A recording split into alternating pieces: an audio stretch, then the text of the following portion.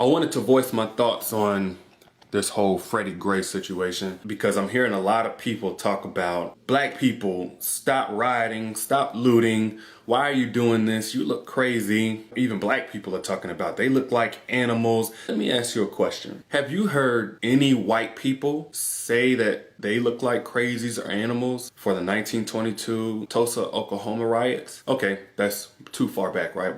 What about earlier this year, whenever Kentucky students were rioting on their campus, setting trash cans on fire, flipping over cars, breaking windows? Sound familiar? But one thing that doesn't sound familiar is white people saying how ashamed they are of white people for doing that. The moment the conversation starts to go to, well, but black people are over here rioting, don't tell me the effect. Tell me the cause. Anytime you want to fix a problem, you go to the cause, not the effect. The cause of this problem is not black people rioting. This is from a protester there in Baltimore right now. We were peaceful. We walked through 3 miles of Baltimore's worst neighborhoods and no violence happened. Once we got downtown, the whites were calling us niggers, calling the white protesters nigger lovers, trying to plow us with their cars, and in turn they got drug out their cars and their cars were damaged. Yes, it did turn chaotic, but only after outsiders instigated. Don't you find it ironic that CNN is not covering that? That New York Times is not writing about that? Fox, nobody's talking about that. Whenever these media outlets show you what they want you to see, they can make you feel how they want you to feel. You know, I heard somebody say, you know what? Tearing up the city is not going to make it better. Well, let me ask you this. You know, walk in a straight line, pat your head and rub your stomach type shit they're telling black people to do in order to get justice. What has that done? Did slaves ask nicely for their justice?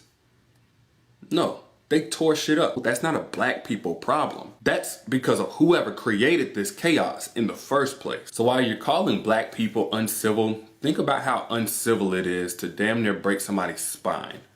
Tell me, what right way is there to be tired of being bullied?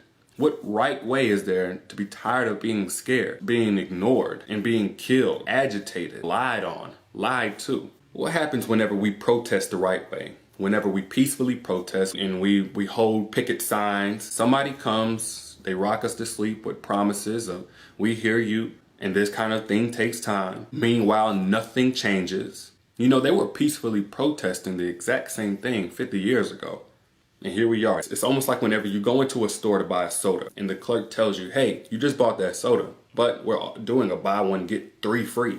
Even if you didn't want 3 extra sodas, you're going to take the 3 extra sodas because they're free, right? You don't have to pay for them. Black people are getting killed right now by police at a buy one, get 3 or 300 free.